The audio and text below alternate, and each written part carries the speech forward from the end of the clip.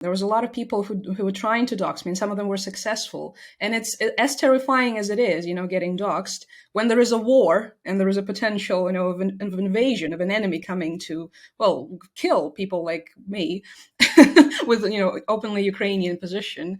Yeah, that was something. Hello from Ukraine, everybody. So what's it actually been like for the people of Ukraine? Let's talk about some of the Russian disinformation tactics that they use all over the place. I go under the name of Zena Solo, and I make videos on TikTok and trying to make videos on YouTube. So yeah, just your regular Ukrainian on the internet. Talk me through that process of like when Russia invaded Ukraine and then you decided to start making those TikTok videos. Well, I started making them, I think, a couple of weeks prior to the full-scale invasion, because of the informational hysteria around it. I could just feel it getting to me. I was anxious. As a Ukrainian living in Ukraine, imagine our situation. Every day you wake up to thousands of people speculating online about, oh, are they going to get invaded today? Are they not going to get invaded? And so I think I was trying to cope.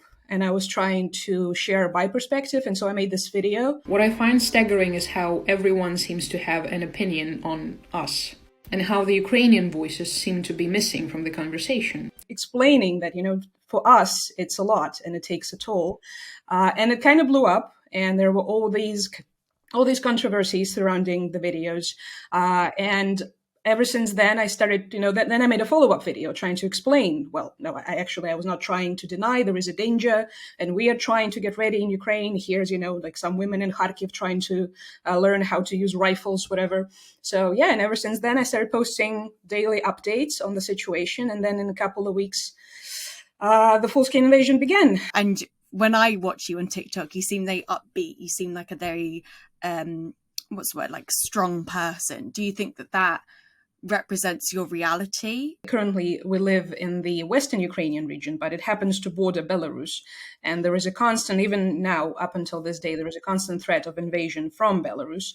And so the first couple of weeks, it was especially harsh, and we were expecting something to happen. So we couldn't sleep at night. It was me and my family and our dogs. And the only thing that you keep thinking, am I going to hear the tanks rolling into the streets?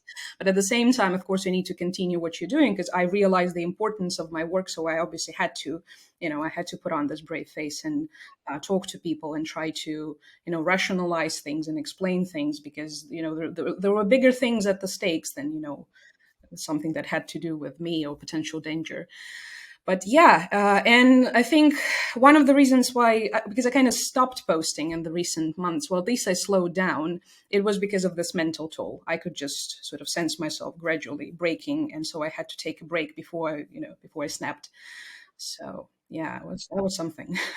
You mentioned how there's also like some negative comments and things like that. Talk to me about that. What do you mean by that? Yeah, that was pretty intense. Well, the worst part, of course, were all the death threats. Because, yeah, I was getting lots of those in all languages, in English and Russian and Arabic, and any language you can think of, in Chinese. But yeah, it felt like, all over the globe. The negative comments that I'm still receiving every day, people call you fake news, people call you propaganda, accusing you of working for CIA, stuff like this. Is that why you think you're receiving these death threats? Because people assume you're like some sort of fake news bot or something? Well, there is definitely a huge informational wave against everything Ukrainian, especially it was much more massive at the beginning, because currently we're at the stage where there's a lot of established Ukrainian voices and a lot of direct links to Ukrainian information. But at the beginning, there was a very powerful force, which I think we can all understand where the origin of that force is coming from. It's the Kremlin trying to sabotage this, trying to, trick people into not listening to us. And so, of course, they would use any possible conspiracy under the sun. They would accuse you of everything. And depending on the market, because Russian propaganda has different branches, depending on the countries they're targeting, they're appealing to different things. It would be like conspiracy theories in the US, or maybe in the global south it would be like anti-NATO, anti-globalism, whatever. So stuff like this. And so it varies. And so for some people I am this I don't know, a NATO agent. For someone so it depends. And also doxing, there was a lot of people who were trying to dox me, and some of them were successful. And it's as terrifying as it is, getting doxed, when there is a war and there is a potential, of an invasion, of an enemy coming to, well, kill people like me with, openly Ukrainian position. That was something. So people posted your address online. Threatened to post. I don't think I haven't seen whether or not someone actively posted it, but there were definitely threats in my DMs to post it. Do you feel concerned about like having such a big online presence? Does that make you more vulnerable, do you think?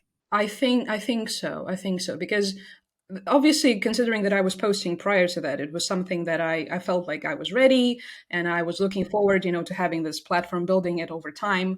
I was dreaming, like gradual growth, but obviously nothing happens the way we plan it. But I could never envision that this would happen to the backdrop of such a major war. And so, no, of course, I couldn't even expect, the half of what happened. I couldn't expect getting tens of thousands of private images and, so many threats and all of that. So, no, of course, to that extent. Then again, I think I would have been able to cope with it, because I do think I'm a relatively strong person, if it wasn't for the war. Because the war made everything all of a sudden, very different. And when you have to work, when you have to live with this imminent danger and try to survive and think about your family, and at the same time you have this makes it a bit insane. Does it push you to a point where you think that you might just stop making videos altogether? At a certain point, yes, I felt this way. And it just took a lot of self-reflecting and kind of trying to, weigh in all the positives and negatives. And yeah, now I decided that I will try again. So I'm trying to kind of go back to posting and streaming, because it is still, it's an important thing, and a lot of people value what I do. But yeah, there was a moment when I was definitely thinking, is it really worth it? I've heard some people saying that this is like the first TikTok war. What do you think about that? Would you agree with that? Well, in terms of information war, I think, yes, TikTok did play a major part. But then again, we have to be very careful here, because obviously there is a very much real war happening on the ground. And I think the reason why it became sort of partially a TikTok war is because if there is one thing our government is good at, it's good at information. And Russia is ridiculously bad at it, on the other hand. They're constantly trying to cultivate the memes themselves. And this is not how it works. You know it, right? You cannot force a meme. A meme either happens naturally, organically, or it's not a meme. And they keep trying to do this, and they fail miserably. But yes, on our side, and I think one of the main reasons why it's happening is because there's such a genuine effort and interest and passion from the Ukrainian people in sharing and explaining and showing their reality. And obviously we care about what's going on, and we care about our army and supporting the army. And the content that we make and things that we show, the reality that we show, it resonates with people, because people are not stupid. Audiences around the world, they're not stupid. They can sense, what's up. Sometimes people just they overlook TikTok as sort of being like a dancing app, don't they? I think TikTok is a great storytelling app. It's great for listening to people telling their stories and listening to their opinions. Of course, for actual news or for actual research, you cannot rely on something like that. And so I think this is where the danger lies, because the lines very often get blurred. You think, oh, I just heard something from TikTok. I don't know if you do this. I do this all the time. When I am too embarrassed to admit that I have learned about something from TikTok, I just say, oh, I read this article the other day. But in reality, I just watched TikTok. And I think it's a bit dangerous, because of course, when it's just you talking to someone in the bar, it's one thing. But when it's, you trying to make a compelling argument, or when it's a person in power trying to, maybe shape their worldview on an issue or whatever, then yeah, there is a possibility of biases and fake news and disinformation, all kinds of stuff. Do you struggle with like fact checking and verifying these things? A couple of times I almost got tricked, especially at the very beginning when the emotions were high, because the majority of this stuff, it's very much like scammers, the way scammers operate. They try to catch you at your weakest, at your most vulnerable, when you're panicking. And it's the same with disinformation. So when you are desperately searching for some updates, or you're in shock, you're like, oh, what's going on? Is it the World War III? And then there is, a video of something exploding allegedly, right? It says, oh, there is an explosion in Europe, and you're like, oh my God, it's happening. So this is the type of stuff that this content is aimed at, and this is what they're trying to do. And yes, I definitely, I try to take a step back and think about it, and maybe before I spread it, and oh my God, have you guys seen this? The world is coming to an end. So you have to be responsible, especially when you have a platform. But yeah, I felt for this a couple of times. If you could sum up both sides on like the negatives and the positives of your experience of using TikTok and social media to raise awareness about what's going on in Ukraine, would you say overall it's been a positive experience or a negative experience? In terms of getting the word out and spreading the information, extremely positive. That's 100%. In terms of fundraising, because this was another thing that I've been doing, fundraising for the army, because there is obviously just huge needs for everything. There is we receive a lot of aid, mostly in heavy weapons, but then there is, like small things that the people are trying to fundraise for. It has been exceptional. So we could help out a lot of units. Well, just obviously not all me, but I was trying to make my contributions incredible.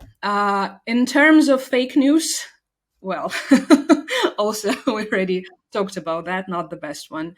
And also, yeah, another big downside of having this wide reach is that all the haters and all the negative that comes with it. But what you're gonna do?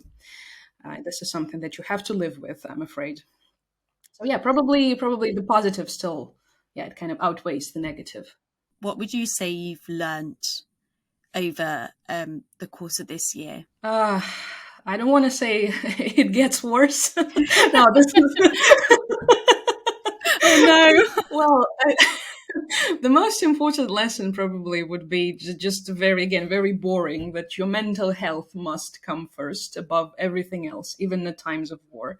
Because the moment you let them in, no matter who them in question is, be it the enemy, like the Russians, for instance, or be it the haters on the internet, this is when you lose. And one of the big missions of these people is to get to you and to get into your head. So yeah, I would just say that the best lesson is to do everything in your power to protect your own head and your mind and your heart.